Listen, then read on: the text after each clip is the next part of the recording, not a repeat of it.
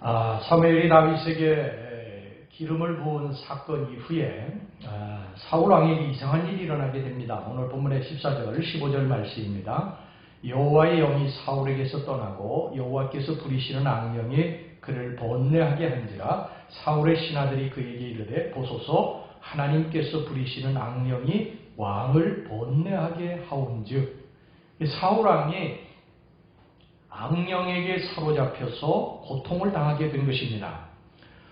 이 구절은 굉장히 신학적으로 논란을 가져올 수 있는 말씀입니다. 첫 번째는 여호와의 영이 사울에게서 떠났다고 하는 말씀, 그 다음에 두 번째는 여호와께서 부리시는 악령이 사울을 번뇌케 했다, 고통스럽게 했다고 하는 그런 말씀입니다.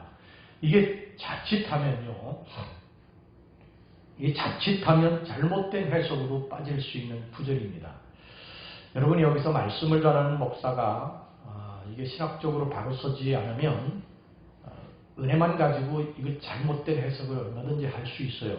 그래서 이걸 굉장히 목사들이 조심해야 됩니다. 하나님 앞에 엎드려 기도하면서, 그리고 여러 가지 책들을 이렇게 보면서 이거 정리하지 않으면 우리 성도들이 그런 그 신학적인 지식이 없기 때문에 잘못된 것을 얼마든지 빠질 수 있어요. 그래서 이런 부분들은 좀 정리하고 넘어가는 것이 좋겠다. 그래서 여러분들에게 이 말씀을 조금 정리해서 말씀드리고 그리고 넘어가도록 하겠습니다. 첫 번째, 여호와의 영이 사울에게서 떠났다.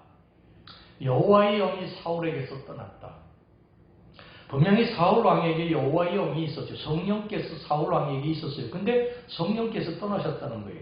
우리들이 보통 생각하기에는 성령이 우리 안에 오시면 영원히 떠나지 않는 것으로 그렇게 다 알고 있습니다. 그렇죠? 성령께서 우리들에게 오시면 성령이 기분이 좀 안 좋으시다고 떠나시고, 또 기분이 좋으시다고 우리가 선한 일을 했다고 우리 안에 오시고, 우리가 죄를 지었다고 떠나시고, 그러시는 분이 아니라 우리 안에 오시면 영원히 우리와 함께 하시는 분으로 우리는 알고 있어요. 성경도 또 그렇게 말씀하고 있습니다. 요한복음 여러분 14장 16절 보면요, 내가 아버지께 구하겠으니 그가 또 다른 보혜사를 너희에게 주사 영원토록 너희와 함께 있게 하리니. 보혜사는 성령님이죠. 예수님이 이렇게 약속하신 것입니다. 그리고 그 보혜사 성령님이 오셨고, 그 보혜사 성령님이 우리 안에 계셔서 우리와 영원히 함께 하고 계십니다. 그런데 오늘 여기 보면 사울 왕에게서 그 여호와의 영 성령이 떠나셨다는 것입니다. 이것에 대한 해석을 어떻게 해야 될 것이냐? 여러분, 구약에는 그랬습니다. 구약에는 사도행전 2장에 오순절 성령 강림 이전에는요, 성령께서 어떤 일을 이루시기 위해서 특정한 사람 속에 들어가서 일을 하셨고, 그리고 그 일이 끝나면 성령께서 떠나시기도 하셨고, 또 죄를 지으면 성령께서 그 안에 계시다가 사울왕처럼 이제 떠나시기도 하셨습니다. 구약에는 그랬습니다. 그런데 이제 사도행전 2장에 예수님께서 말씀하신 이 보혜사 성령님이 오시고 나서는 그 보혜사 성령님을 영접해 드리는 자에게는 그 보혜사 성령이 영원토록 그 사람과 함께 하신다고 성경이 말씀을 하고 있습니다. 근데 구약에는 여하튼 성령께서 왜 그러셨는지는 정확하게 모릅니다만 어떤 특정한 사람에게 임하셨다가 떠나시기도 하셨다.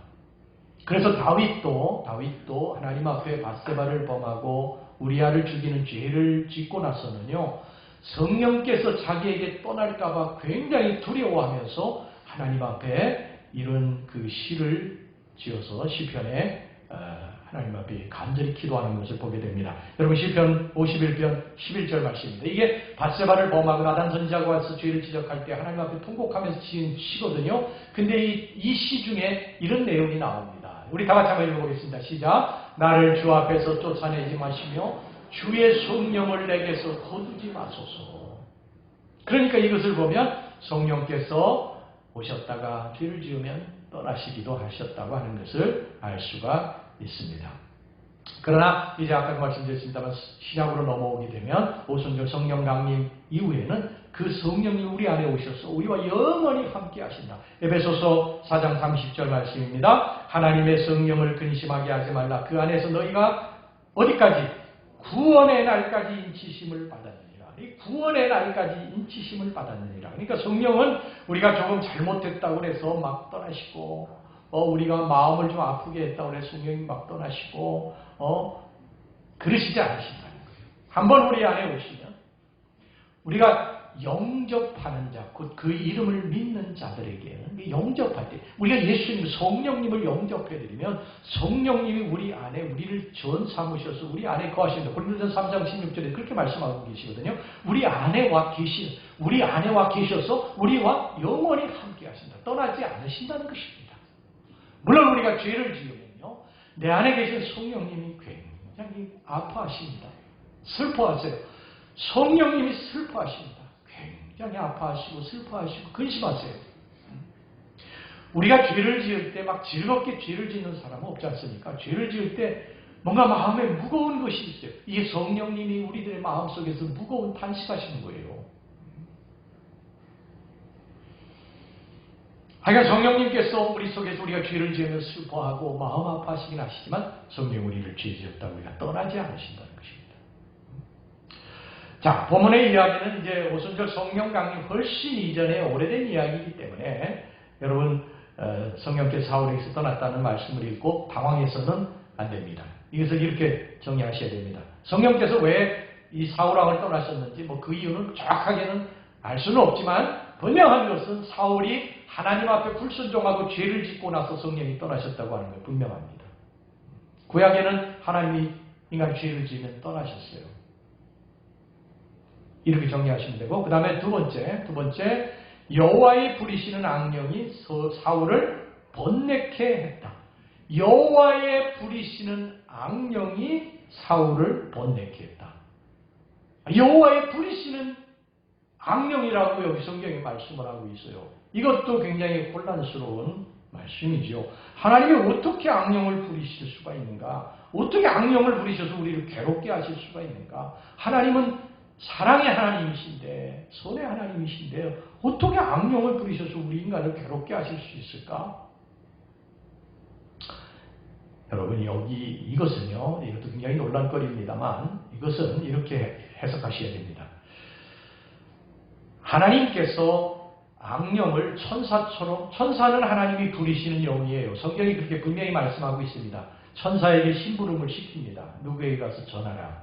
가브리엘 천사에게 가서 전하라고 그렇게 주의 나심을 마리아에게 전하라고 그렇게 말씀하셨잖아요. 그렇게 부리시는 영이에요, 천사들은. 그런데 여기서 하나님의 부리시는 영이라고 하는 그런 뜻은요, 천사처럼 그렇게 악령을 부리신다는 뜻이 아니고 악령이 역사하도록 하나님이 그걸 허락하셨다고 하는 의미입니다. 무슨 말인지 아시겠죠? 악령이 역사하도록 하나님이 그것을 허락하셨다는 거예요. 이것은 무슨 의미냐면 하나님의 주권이 악령에게까지도 미친다는 것입니다. 그러니까 하나님의 주권과 통치가 미치지 않는 영역이 없다는 거예요. 하나님의 주권은 모든 피조물, 하늘에 있는 영계까지도 미친다는 것입니다. 그러니까 물질계는 물론 영계까지도 하나님의 통치권 아래 있다는 거예요. 비록 악령이 타락해서 하나님을 대적하고 성도들을 괴롭히기는 하지만은 그들도 하나님의 피조물이기 때문에 철저하게 하나님의 통제권 아래에서만 활동한다는 겁니다. 여러분, 성경을 보시면 욥기를 보시면 욥기 이 1편에 보면, 1장에 보면 이 사탄이 하나님 앞에서 그렇게 이야기하죠. 욥이 하나님을 사랑하는 것은, 하나님을 경배하는 것은 욥에게 재산을 하나님이 주셨기 때문에, 하나님이 욥을 축복해 주셨기 때문에 욥이 하나님 경배하고 사랑하는 거지, 그거 걷어가시면은 욥이 하나님을 떠날 것이다. 하나님 사랑하지 않을 것입니다. 그렇게 이야기합니다. 그러니까 하나님이 사탄이 그것을 내가 뺏어가 보겠다고 그렇게 이야기할 때 하나님이 이 사탄에게 이렇게 이야기하지 않습니까? 그래, 네가 욥의 재물을 빼앗아 보아라. 그의 건강도 빼앗아 보아라. 그러나 그의 목숨만은 내가 건드려서는 안 된다. 그래서 사탄이 이제 욥의 재산을 빼앗고 몸에 병까지 들게 하고 그렇게 하지 않습니까? 그게 하나님의 허락하에 의해서. 여러분 욥기서 1장 12절 말씀 보세요. 여호와께서 사탄에게 이르시되 내가 그의 소유물을 다 네 손에 맡기노라. 다만 그의 몸에는 네 손을 대지 말지니라. 사탄이 곧 여호와 앞에서 물러가니라. 그러므로 오늘 본문에 여호와의 부리시는 악령이라는 표현은 사울이 하나님을 떠났기 때문에 하나님이 사울에게 악령이 역사하도록 허락하셨다는 것을 의미하는 것입니다. 이게 사울 왕 스스로가 자처한 일이지. 그렇게 이제 해석을 하셔야 됩니다. 아시겠죠? 예, 이게 정확한 해석입니다. 사울은 악령으로 인해서 번뇌했습니다. 번뇌했다고 하는 말은 고통을 당했다고 하는, 이 바스라고 하는 말인데, 이 히브리어로 바스라고 하는 말은 뭐냐면요, 막 무서워서 벌벌벌벌벌 떨고 막 공포에 사로잡혔다고 하는 것을 의미하는 것입니다. 이 바스라고 하는 말이 그런 뜻이 있습니다. 그러니까 매일매일 공포에 사로잡혀서 잠을 자지 못하고 꿈속에 이 귀신들이 나타나고 악령들이 나타나서 막 그를 괴롭히고 그를 짓누르고 목을 누르고 이런 상태를 말하는 거예요. 이 바트라고 하는 말이. 근데 악령이 사울왕을 매일매일 그렇게 괴롭혔다고 하는 것입니다. 그러니까 그 사울의 증세가 너무 심하니까 그 주변에서 신하들이 그것을 보고서 안 되겠다 싶어서 사울왕에게 이렇게 이제 제안을 하게 됩니다. 오늘 본문의 16절, 17절 말씀입니다. 원하건대 우리 주께서는 당신 앞에서 모시는 신하들에게 명령하여 수금을 잘 타는 사람을 구하게 하소서. 하나님께서 부리시는 악령이 왕에게 이를 때에 그가 손으로 타면 왕이 나으시리이다 하는지라. 사울이 신하에게 이르되 나를 위하여 잘 타는 사람을 구하여 내게로 데려오라 하니. 당시 초기의 고고학적 기록들과 이 조각 비문들을 보면요, 고대인들은 악기를 연주하는 것이 속의 우라병을 치료하고 정신병을 또 고치고 마음의 평화를 가져다주고 악령을 쫓고 이런 일을 한다고 고대 사람들은 믿었어요. 그래서 그 악기 타는 사람을 빨리 데려와서 그 사울왕이 그냥 그 악령에 시달려서 매일 바트 그 공포에 사는 것에 대해서 완화해 주려고 그렇게 했던 것입니다. 이때 이제 사울의 신복 중에 누군가를 번개처럼 떠올립니다. 누구냐면 다윗입니다. 다윗이라고 하는 그 소년이 들판에서 양을 치고 있는데 그 양을 칠 때에 수금을 타면서 그 양을 치는 것을 사람들이 듣고 사람들 입에서 오르내려가지고 아마 그 신복까지, 사울왕의 신복까지 그것을 듣고 알았던 것 같습니다. 그래서 이렇게 말을 합니다. 제가 그 일을 잘할 사람을 알고 있습니다. 오늘 본문의 18절 말씀 보시기 바랍니다. 소년 중 한 사람이 대답하여 이르되 내가 베들레헴 사람 이새의 아들을 본즉 수금을 탈 줄 알고 용기와 무용과 구변이 있는 준수한 자라. 여호와께서 그와 함께 계시더이다 하더라. 다윗은 수금을 연주했던 거예요. 수금이라고 하는 것은 비파를 말하는 거예요. 비파.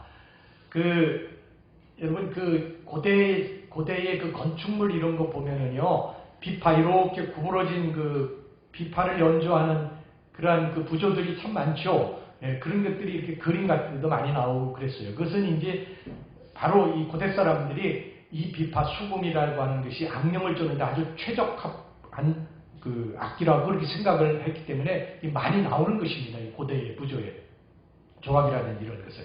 그 악기를 잘 연주했던 것 같아요. 다윗은 언제 악기를 배웠을까요? 들판에서 양을 치면서 외롭지 않습니까? 하늘의 별을 보면서 비파 수금을 연주를 했고요. 떠가는 구름을 바라보면서 비파를 연주를 했고, 그것을 거기서 훈련시킨 것입니다. 거기서 배운 거예요. 그 들판에서. 그런데 그렇게 틈틈이 배워두었던 이 수금 연주 때문에 다윗은 사울의 궁정에 들어가게 됩니다. 하나님이 그 수금을 매개로 해서 다윗을 사울왕의 궁정으로 들어가게 만든 거예요. 여러분, 우리가 요셉을 한번 생각해 보겠습니다. 요셉이 꿈을 잘 해석해 주는 사람이지요. 요셉은. 그래서 꿈을 잘 해석합니다.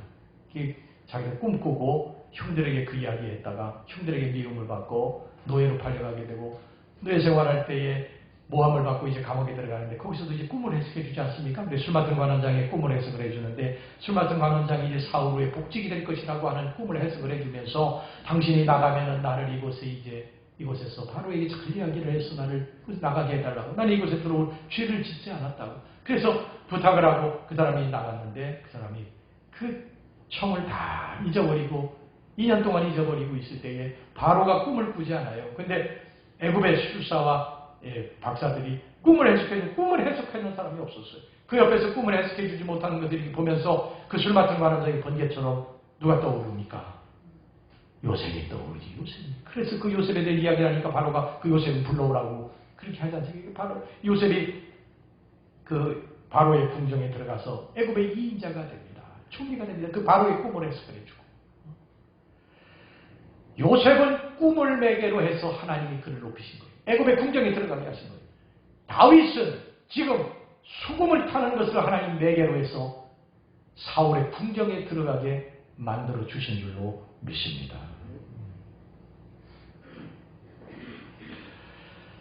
여러분, 이 모든 일들이요 하나님이 하시는 일입니다. 할렐루야. 하나님이 하시는 일이에요. 우리는 잘 모릅니다. 하나님 정말 기가 막히신 분이십니다. 그 다윗이 들판에서 양을 치면서 틈틈이 베어두었던 그 수금, 그 비파, 그것을 가지고 하나님이 그것을 매개로 해서 사울 왕의 궁정에 들여버린 누가 상상이나 했겠습니까? 요셉이 꿈을 해석해주는 그 꿈 해석을 매개로 하나님이 그를 높이시지 않으세요? 하나님이 하시는 일은요, 여러분 우리가 있는 자리에서 원망하고 불평하지 말고 최선을 다해야 될 것은 우리가 거기에서 무엇이든 최선을 다하면 하나님이 그것을 이용하셔서 어떤 일을 하나님이 이루신다는 거예요. 이루신다. 반드시 그것을 이루신다는 것입니다. 여러분 지금 힘들고 어렵습니까? 하나님이 계획하심이 있습니다. 우리가 모르는 놀라운 하나님의 계획하심이 있습니다. 그러므로 있는 자리에서 원망하지 말고 최선을 다하시기를 주의 이름으로 축원합니다. 그러면 하나님이 때가 됐을 때요, 어떤 일을 통해서, 어떤 사람을 통해서, 내가 그동안에 틈틈이 배워왔던 어떤 일을 통해서 하나님이 나를 높이시고 세워주시는 일을 하실 것입니다.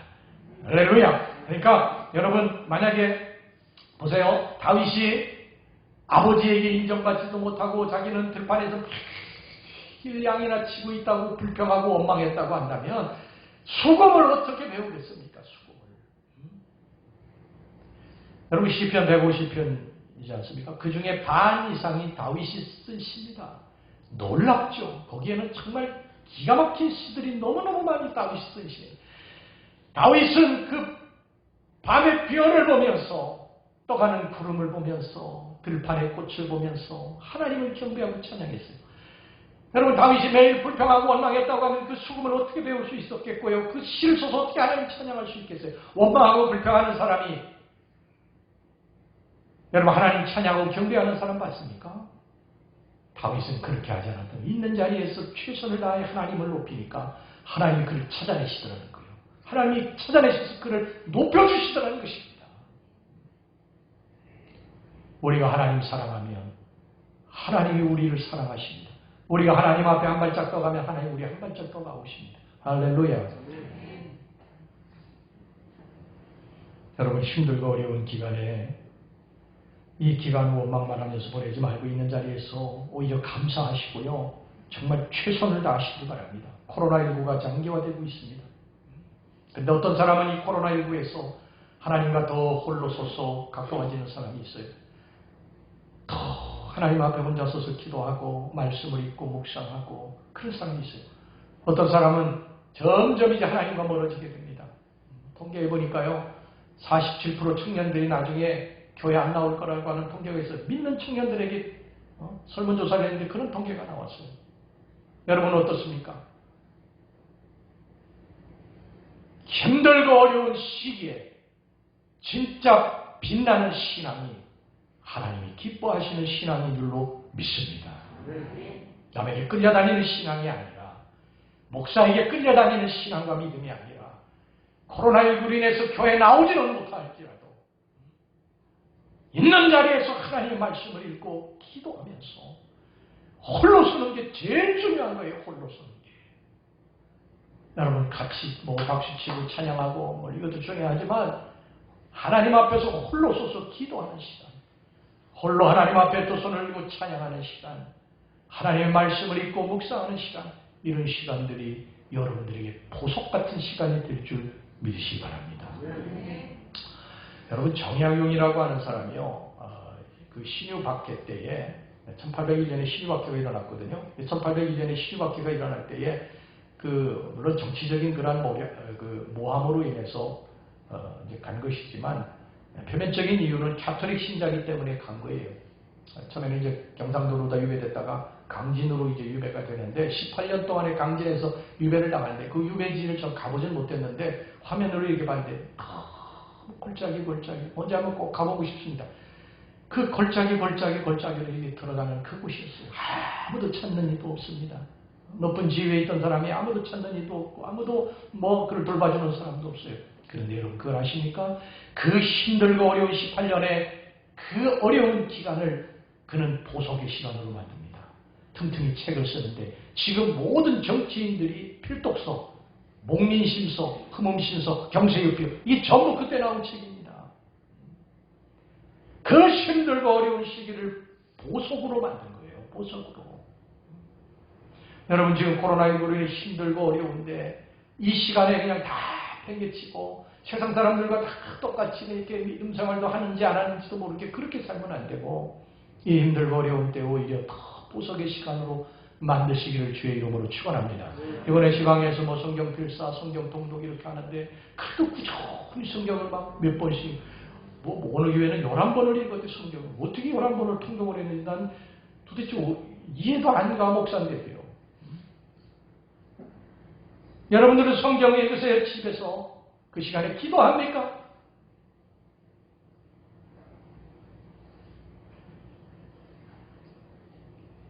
여러분 고난의 길하고 외로운 이 시간, 이 기간을 헛되이 보내지 말고 하나님의 새로운 역사를 준비하는 시간을 만드시기를 주의 이름으로 축원합니다.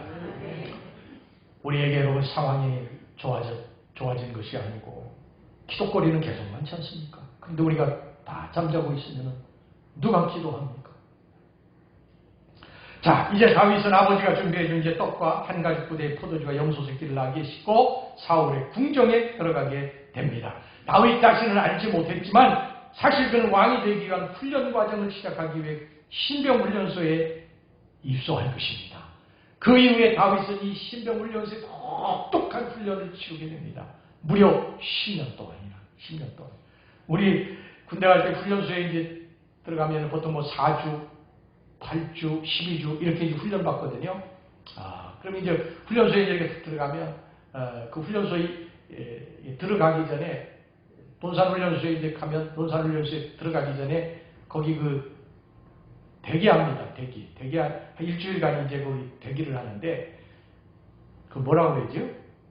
하여간 그 대기를 이렇게 이제 해서 거기서 이제 사회 때를 빼는 거야. 일주일 동안 말하자면 사회 때를 이제 빼는데 이리 굴리고 저리 굴리고 막 머리 박아 뒤로 지치고 앞으로 지치고 돌립니다.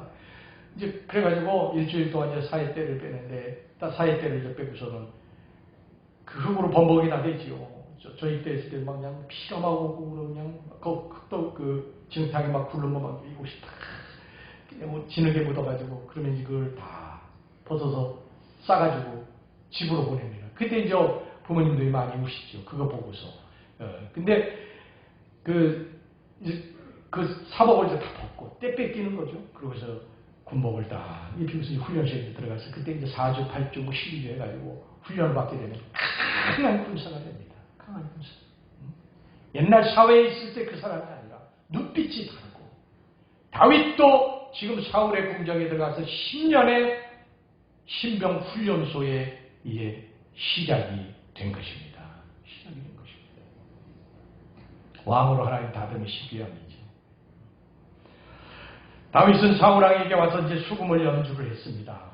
사울이 침대에 누워있다가 벌떡 일어나서 막 광기에 사로잡혀가지고 머리를 감싸고 미친 듯이 침실을 서성거릴 때 다윗은 그 옆에서 수금을 탔어요. 그러면은 이 사울의 정신적 고통이 사라졌습니다. 23절 말씀 보겠습니다. 우리 다 같이 한번 읽어보겠습니다. 시작. 하나님께서 부리시는 악령이 사울에게 이를 때에 다윗이 수금을 들고 와서 손으로 탄즉 사울이 상쾌하여 낫고 악령이 그에게서 떠나더라. 그러니까 다윗은 그 왕은 그런 다윗을 사랑했어요. 다윗의 음악은 사울의 내면에 이게 억눌려 있던 그런 감정들을 부드럽게 이렇게 해주었고요. 그의 마음속을 지배하는 두려움과 고통을 달래주었습니다. 그 찬양의 힘인 줄 믿으시기 바랍니다. 여러분, 찬양하면 우리의 이 답답했던 마음들이 풀어지게 됩니다. 여러분들의 마음속에 괴롭고 힘든 일들이 찬양하면 풀어지게 됩니다. 이 찬양의 힘입니다. 종교개혁을 했던 1517년에 종교개혁을 했던 마틴 루터가 종교개혁을 하는데 반드시 두 가지가 필요하다고 그렇게 이야기를 했어요. 뭐냐면 첫 번째는 뭐냐면 그들의 언어로 번역된 성경, 믿음에 대한 깊은 이해를 가지기 위해서는 반드시 성경을 읽어야 된다. 그 다음에 두 번째는 뭐냐면은 그 믿음의 깊이의 기쁨과 즐거움을 표현하기 위해서는 찬송이 필요하다. 이 두 가지가 없으면 결코 종교개혁을 이룰 수가 없다고 그렇게 믿었습니다. 여러분, 말씀과 찬양 이 두 가지가 잘 조합되어 있지 않으면요 진정한 예배가 될 수가 없습니다. 음악은 창조 때부터 있었어. 창조 때부터. 음악은 창조 때에도 음악이 있었어요. 보세요, 여러분. 욥기서 38장 7절 보세요. 욥기서 38장 7절. 그때에 새벽별들이 기뻐 노래하며 하나님의 아들들이 다 기뻐 소리를 질렀느니라. 이 그때라고 하는 말은요, 그 위에 절에 보면 하나님이 땅에 기초를 놓으실 때 이렇게 하면서 쭉 나오는 그런 말씀 중에 있는 그런 내용입니다. 그때, 그러니까 하나님이 땅에 기초를 놓으실 때에 새벽별들이 기뻐 노래했다는 거예요. 그러니까 태초에 하나님 앞에 드린 찬양이 있었다고 하는 것을 알 수가 있고요. 그 다음에 여러분, 우리가 이제 요한계시록에 보면요, 천국에 가서 보좌 앞에 설 때 천군 천사들이 어린 양 예수를 찬양할 것이라고 그렇게 말씀합니다. 요한계시록 5장 11절 12절 말씀 보세요. 내가 또 보고 들음에 보좌와 생물들과 장로들을 둘러선 많은 천사의 음성이 있으니 그 수가 만만이요 천천이라. 큰 음성으로 이르되 죽임을 당하신 어린 양은 능력과 부와 지혜와 힘과 존귀와 영광과 찬송을 받으시기에 합당하도다 하더라. 그러니까 우리가 주님 앞에 섰을 때에 부르는 찬양이 있다는 거예요. 그러니까 태초에서부터 마지막 때까지 우리가 늘 부르고 하나님을 경배해야 될 게 찬양이라는 것입니다. 그런데 우리는 찬양을 점점 잃어버리고 삽니다. 교회에 갔을 때 외에는요, 별로 하나님 찬양하지 않아요. 여러분 생각해 보시기 바랍니다. 지난 한 주요 교회에서 찬양하고 여러분 이 성전을 나가서 하나님 앞에 찬양으로 영광을 돌린 적이 있으십니까? 세상에서는 바쁘게 돌아다니고 세상 즐거움에 빠져서는 살았어도 하나님 앞에 찬양하고 찬양으로 영광 돌린 적이 있으세요? 하나님은 찬양을 너무너무 기뻐하십니다. 우리가 힘들고 어려울 때 하나님 앞에 찬양을 올리는 것을 하나님 너무 기뻐하세요. 우리가 즐겁고 기쁜 일이 있을 때 하나님 앞에 영광 돌리며 찬양하는 걸 하나님 너무 기뻐하십니다. 하나님 우리를 창조하신 목적 중에 하나가 뭔지 아세요? 찬송 받으시기 위함이라. 이사야 43장 21절 말씀. 우리 다 같이 한번 읽겠습니다. 시작. 이 백성은 내가 나를 위하여 지었나니 나를 찬송하게 하려 합니다. 하나님이 우리를 지으신 목적이 하나님이 우리에게 찬송받으시기 위함이라는 거예요. 우리 주님 우리가 찬송하는 걸 너무 기뻐하십니다. 여러분 성경 66권 중에 제일 긴 편수가 뭐냐면 시편입니다. 시편 150편까지 있잖아요. 근데 그 시편은 처음부터 끝까지 전부 찬양이에요. 찬양입니다. 성전을 올라가면서 하나님 앞에 찬양으로 부르는 노래, 성전을 내려오면서 하나님 앞에 찬양으로 부르는 노래, 성전 안에서 하나님을 높이며 경배하며 부르는 노래, 힘들고 어려울 때 하나님을 경배하며 하나님 믿고 의지하며 부르는 찬양, 모든 일들이 형통하고 잘 됐을 때 하나님을 찬양하는 그러한 노래들. 이 시편이 전부 다. 캠벨 몰간이라고 한 사람이 다음과 같이 말을 했습니다. 시편은 인간 영혼이 가질 수 있는 모든 감정들이 표현되어 있는 책이다. 당신의 기분이 어떠하든 나는 그 감정을 그대로 표현해주는 시편을 찾을 수 있다. 당신은 지금 기쁜가? 나는 당신 노래할 수 있는 시편을 찾아줄 수 있다. 당신은 지금 슬픈가? 나는 그 상황에 적합한 시편을 찾아줄 수 있다. 시편은 인간의 감정의 전 영역을 다루고 있다. 모든 시편은 우리가 하나님의 임재를 의식하고 느낄 수 있도록 기록된 것이다. 모든 시편이 기록된 바 1편에서 150편에 이르기까지 음조가 무엇이든 장조든 단조든 간에 시편을 노래하는 자는 하나님을 의식하는 것이다. 이것이 시편이 독특한 책인 이유이다. 할렐루야. 제가 여러분들에게 묻습니다. 여러분 대답하시기 바랍니다. 성령 충만한 성도는 찬양 충만한 성도다. 믿습니까? 성령 충만한 성도는 찬양 충만한 성도입니다. 여러분 우리가 은혜 받고 성령이 충만하면 하나님 앞에 찬양할 수밖에 없습니다. 눈물을 줄줄 흘리면서 찬양할 수밖에 없어요. 여러분 우리가 오늘 부른 찬양 있지 않습니까? 315장 내 주 되신 주를 참 사랑하고 곧 그에게 죄를 다 고합니다. 큰 은혜를 주신 내 주 예수 배우니 이전보다 더욱 사랑합니다.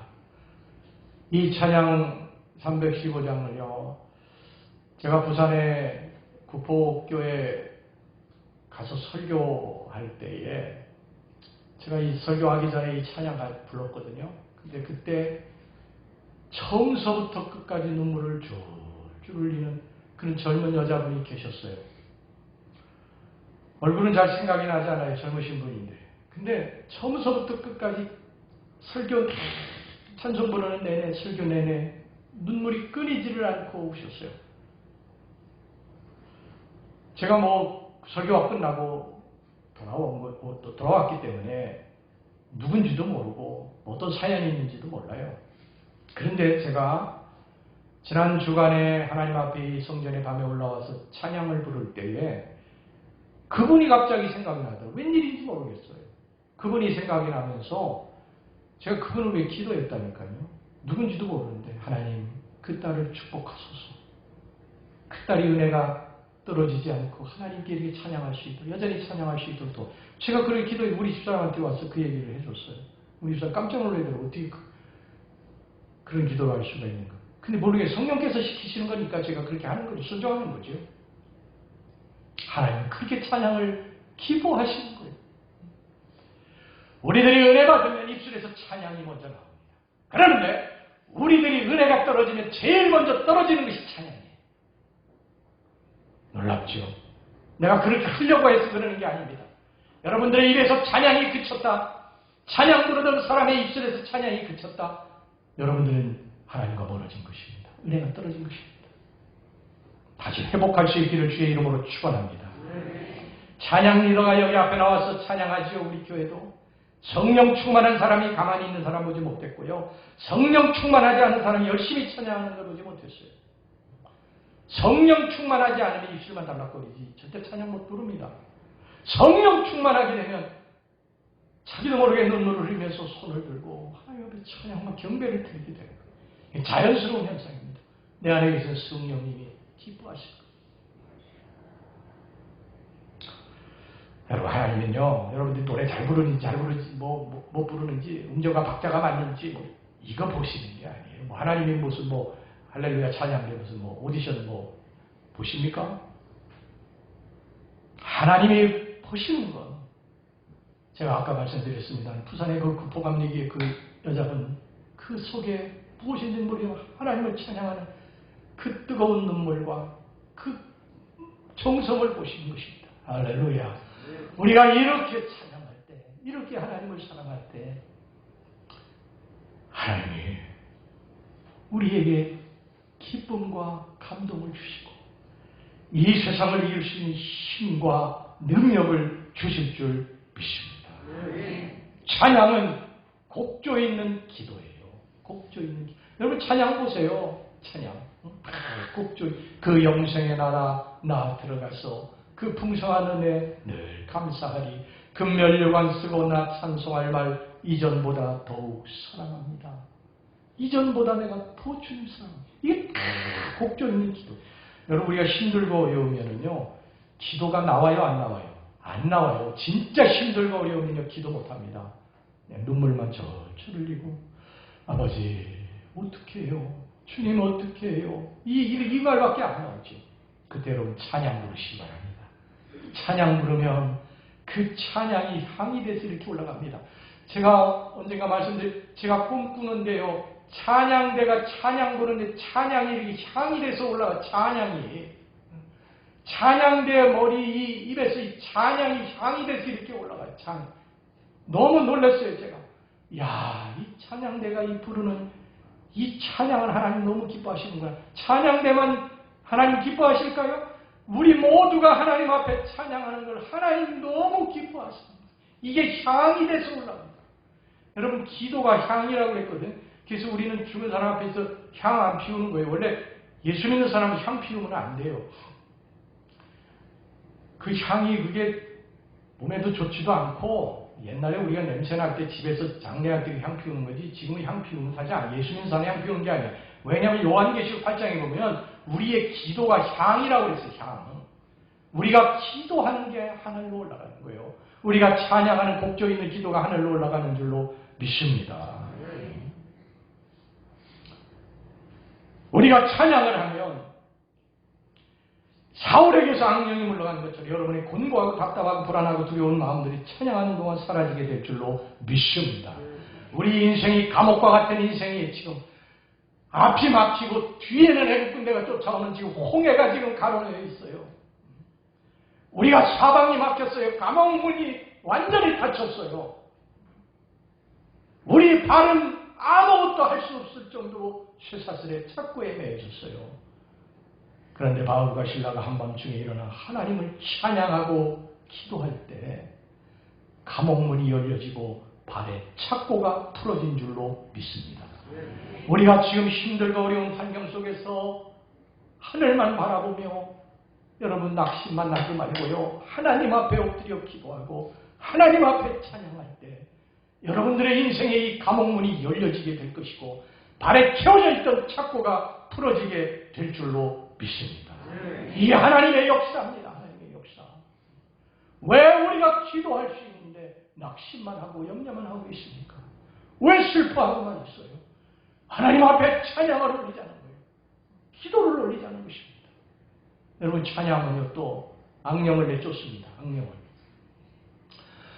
제가 귀신 들린 사람들 여러 번 부닥쳐가지고 기도하고 그랬는데 귀신 들린 사람이요 귀신 들린 사람 눈빛이 달라. 눈빛이 여러분들 일반 사람들 정신병에 걸린 사람 눈빛하고 완전히 달라요. 눈빛에서 빛이 여러분 그 귀신 들린 사람 눈빛 보면요 여러분들 밤에 못 나갑니다. 무서워서.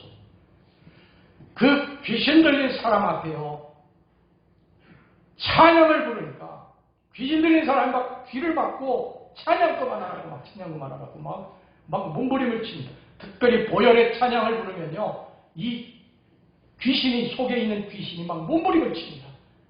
괴롭게 하지 말라고. 악령은 찬양을 싫어합니다. 주님은 찬양을 제일로 기뻐하십니다. 그러니까 우리가 어떻게 살아야 됩니까? 주님 기뻐하시는 일을 해야지. 찬양해야지. 기뻐한 주님이 우리를 지으신 것은 찬송을 받으시기 위함인데 왜 찬송하지 않느냐 그 말이에요. 우리 찬송하며 삽시다. 할렐루야. 찬송하며 삽시다. 차 타고 가면서도 기도하면서도 찬양하는 것입니다. 설거지하면서도 찬양하는 것입니다. 그 찬양이 하나님께로 올라가요. 하나님께로. 하나님이 그걸 기뻐 받으시는 줄로 믿습니다. 기도합시다.